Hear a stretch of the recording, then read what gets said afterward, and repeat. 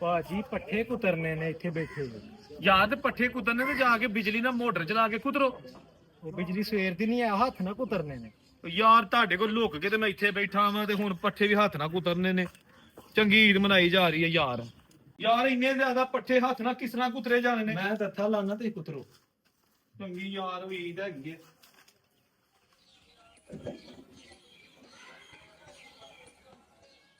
ਓ ਯਾਰ ਥੋੜੇ ਥੋੜੇ ਲਾ, ਤੇਰੀ ਮਿਹਰਬਾਨੀ। ਨਹੀਂ ਹੱਥ ਨਾਲ ਇੰਨੇ ਕੁਤਰੇ ਕੱਢ ਵਿੱਚੋਂ ਥੋੜੇ ਜਿਹੇ। ਉਹ ਕੁਤਰੇ ਜਾਣਗੇ। ਨਹੀਂ ਕੁਤਰੇ ਜਾਣਗੇ।